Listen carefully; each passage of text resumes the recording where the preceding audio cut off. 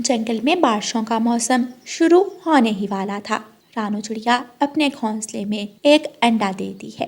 अब बारिशें शुरू होने वाली हैं। मुझे अपने और अपने अंडे के लिए एक मजबूत और सुंदर सा घर बनाना होगा, जहाँ हम दोनों हंसी खुशी रह सकें। मैं अपने अंडे को किसी घने पेड़ के पत्तों में छुपा देती हूँ। रानू चिड़िया घने पेड़ के कुछ पत्ते तोड़ती है और अपने अंडे के ऊपर देकर वहाँ से चली जाती है और घर बनाने के लिए सूखी लकड़ियाँ ढूंढने लगती है। रानू चिड़िया को थोड़ी दूर एक पेड़ नजर आता है जो सूखा हुआ था। रानू चिड़िया उस पेड़ के पास जाती है और वहाँ से लकड़ियाँ काटना शुरू करती है। थोड़ी ही देर में वो लकड़ियों की एक गठरी बना लेती है और उठाकर वापस अपने घोंसले की तरफ जाती है। लकड़ियाँ तो ले आई, अब मैं कुछ सूखी घास भी ले आती हूँ। रानू चिड़िया ऐसा सोचकर वापस जंगल की तरफ उड़ती है। सूखी घास ढूंढने लगती है। रास्ते में उसे तोता मिलता है। रानो बहन, आज आप बहुत खुश लग रही हैं। क्या बात है? हाँ तोते भाई, मैं आज बहुत खुश हूँ क्योंकि आज मैंने एक अंडा दिया है और मैं अपने और अपने आने वाले बच्चे के लिए लकड़ियों का मजबूत घर बना रही हूँ। अच्छा तोते भाई, आप कहाँ जा रहे हैं? मैं शहर वाले जंगल जा रहा हूँ अपनी पत्नी को लेने। आज उसकी माँ और बहन दोनों उसके साथ आ रही हैं। अच्छा, तो फिर तो आपके घर में रौनक लग जाएगी। अच्छा रानो बहन, अब मैं चलता हूँ, फिर वापस भी आना है, देर हो जाएगी। तोता वहाँ से उड़ जाता है। रानू चिड़िया भी अपने लिए सूखा घास ढूंढने लग जाती है। एक पेड़ के नीचे कुछ घास पड़ी थी। रानू चिड़िया वो घास उठाती है और अपने घोंसले की तरफ वापस लौटती है और अपना घर बनाने का काम शुरू करती है। शाम हो जाती है। रानू चिड़िया ने अभी थोड़ा सा ही घर बनाया था कि रात हो जाती है। अब तो रात हो गई, बाकी का काम मैं कल करूँगी। रानू चिड़िया अपने अंडे को अपने पंखों में छुपाकर सो जाती है। आधी रात को आसमान पर गहरे काले बादल छा जाते हैं और तेज बारिश शुरू हो जाती है। रानू चिड़िया की आंख खुल जाती है। ए ऊपर वाले, अब मैं इतनी तेज बारिश में कहाँ जाऊंगी? मेरा घर भी अभी पूरा नहीं बना। वैसे भी बारिशों में अभी कुछ समय था, लेकिन आज ही बारिश आ गई। अब मैं क्या करूं? मैं तोते के पास जाती हूँ, वो मेरी मदद जरूर करेगा। रानू चिड़िया अपना अंडा अपनी चोंच में लेकर वहाँ से उड़ती है और तोते के घर की तरफ जाती है और दरवाजे पर दस्तक देती है। तोता दरवाजा खोलता है। रानो बहन, आप इतनी तेज बारिश में क्या हुआ? तोते भाई, मेरा घर अभी पूरा नहीं हुआ था, प्लीज मेरी मदद करो। सिर्फ आज की रात मुझे अपने घर में रख लो। रानो चिड़िया, आपको तो पता है मैंने आपकी मदद करने से कभी इनकार नहीं किया। मैंने सुबह ही आपको बता दिया था कि मेरे ससुराल वाले आ रहे हैं। मेरे घर में तो बिल्कुल भी जगह नहीं है। हाँ, मुझे याद ही नहीं रहा। मैं गौरी कवि के पास जाती हूँ। रानू चिड़िया अपना अंडा उठाकर गौरी कवि के घर की तरफ चली जाती है और दरवाजे पर दस्तक देती है। गौरी कवि दरवाजा खोलती है। क्या मसला है रानो? तुम तो बारिश में भी सुकून से सोने नहीं देती हो। क्या है, क्यों आई हो? मुझे आज की रात अपने घर में रख ले, मैं सुबह होते ही चली जाऊंगी। मेरे घर में किसी के लिए कोई जगह नहीं है। जाओ, चली जाओ यहाँ से। गौरी जोर से दरवाजा बंद कर देती है। रानू चिड़िया उदास मन के साथ अपना अंडा उठाकर वहाँ से चली जाती है और उड़ते उड़ते एक घने पेड़ के पास पहुँच जाती है। मैं इस पेड़ के पत्तों में छुप जाती हूँ, शायद थोड़ा आराम मिल जाए। रानू चिड़िया पेड़ के पत्तों में छुप जाती है और वहाँ बैठकर रोने लगती है। रानू चिड़िया के आंसू उस पेड़ पर पड़ते हैं। उस पेड़ में से तेज रोशनी निकलती है। तेज रोशनी जब रानू चिड़िया की आंखों पर पड़ती है तो वो अपनी आंखें बंद कर लेती है। उस पेड़ में से आवाज आती है। सुंदर चिड़िया, तुम क्यों रो रही हो? ये आवाज कहाँ से आ रही है?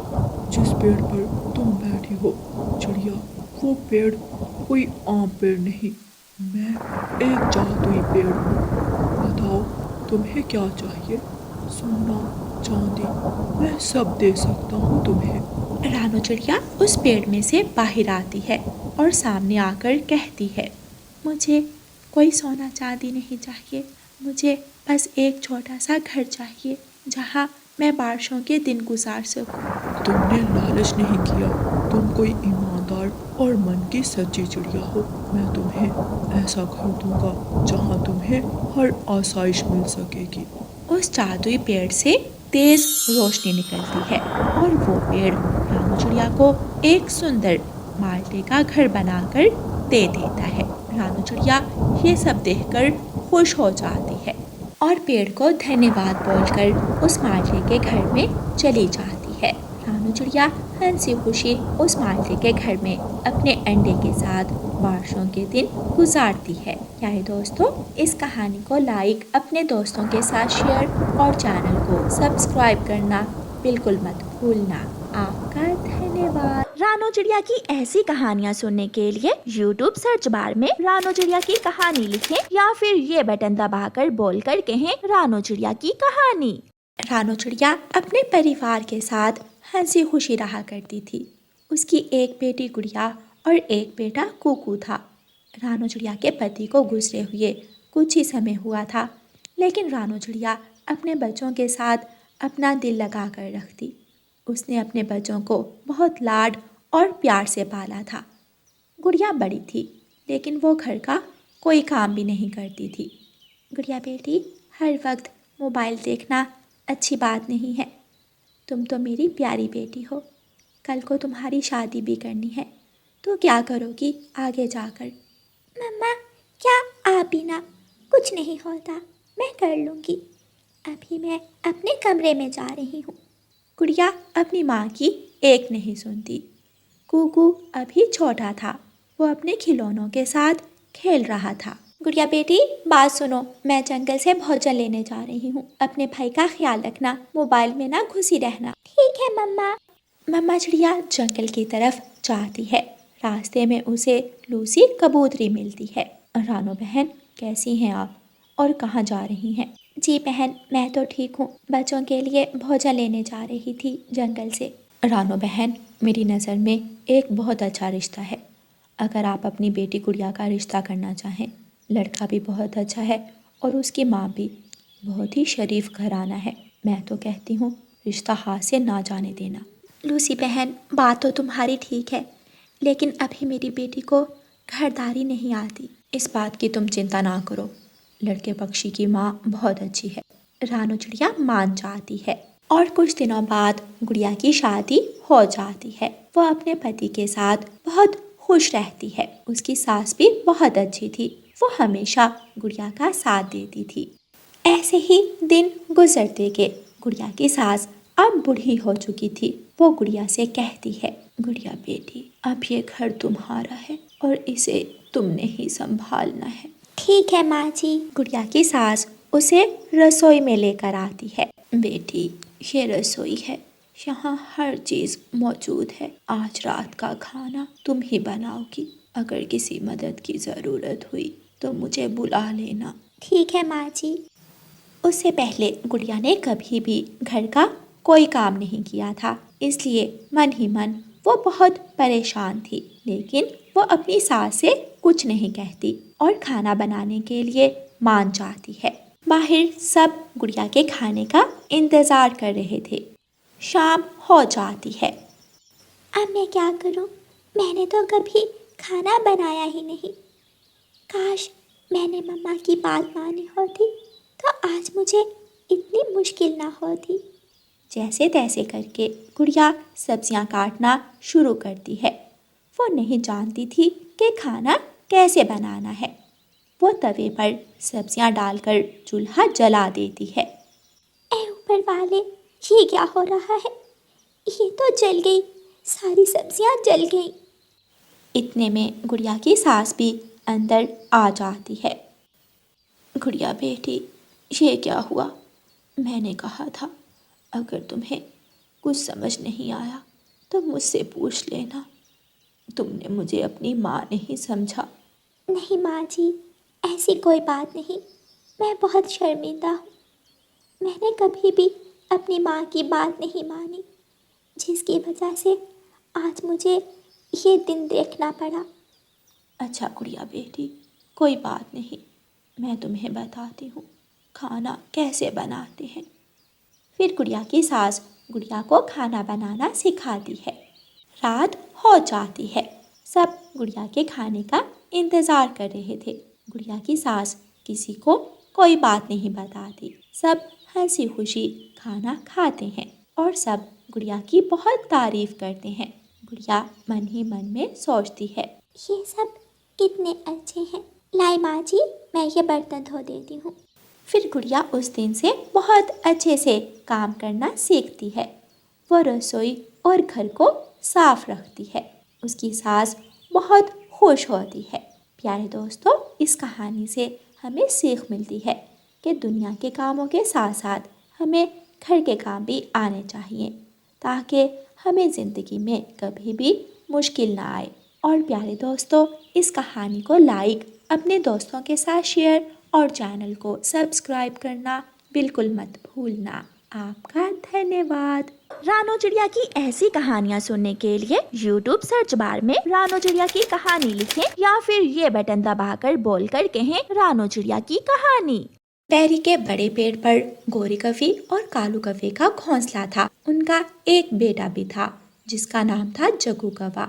गोरी कफी ने कुछ दिन पहले ही एक अंडा दिया था। गोरी कफी को उस अंडे पर बैठना मुश्किल लगता था। वो कोई ना कोई बहाना बनाकर अंडे को छोड़कर चली जाती थी। एक दिन गोरी कफी के पास लूसी कबूतरी आती है। लूसी, मेरी बहन बहुत बीमार है, क्या तुम मेरे अंडे का कुछ देर तक ध्यान रखोगी? मैं थोड़ी ही देर में वापस आ जाऊंगी। गोरी, मैं दाना लेने जा रही हूँ, मैं लेट हो जाऊंगी। बस 10 मिनट की बात है, मैं यूं गई और यूं आई। अच्छा चलो ठीक है, लेकिन जल्दी वापस आ जाना। गोरी कफी वहाँ से चली जाती है। गोरी कफी सीधी झरने पर जाती है। वहाँ उसकी सहेली पिंकी बैठी हुई थी। गोरी, आ जाने में इतनी देर लगा दी। आज कोई पक्षी नहीं मिल रहा था जिसको अंडे के पास बिठा कर आती। अच्छा गोरी, चलो आज इंसानों की बस्ती की तरफ मीठा फल खाने जाती हैं। दोनों सहेलियां इंसानों की बस्ती की तरफ मीठा फल खाने चली जाती हैं। कितना टाइम हो गया? गोरी कह कर गई थी 10 मिनट में आ जाऊंगी, लेकिन 1 घंटा हो गया है, अब तक वापस नहीं आई। मैं उसके अंडे को अकेला छोड़कर भी नहीं जा सकती। अब क्या करूं? ऐसे ही शाम हो जाती है और शाम को गोरी कफी वापस आ जाती है। माफ़ करना लूसी, मैं थोड़ी लेट हो गई। बस मेरी बहन की तबीयत बहुत ख़राब थी, वो मुझे आने नहीं दे रही थी। थोड़ी देर शाम हो गई है, अब कोई वक्त है कि मैं दाना ले आऊं। तुम ऐसा करो, तुम मेरे पेड़ से बैरी का फल ले जाओ। तुमने मेरी मदद की और मैं बदले में तुम्हारी मदद कर दूंगी। चलो ठीक है, ले जाऊंगी, लेकिन मेरे पति को बैरी का फल पसंद नहीं। लूसी कबूतरी बैरी का फल लेकर वहाँ से चली जाती है। ऐसे ही रात हो जाती है। कालू कौवा अपने घोंसले में वापस आ जाता है। जग्गू भी फुटबॉल पकड़े घर आ जाता है। जग्गू, तुमने ये फुटबॉल कहाँ से लिया है? मम्मा, मैंने ये कुकू से लिया है।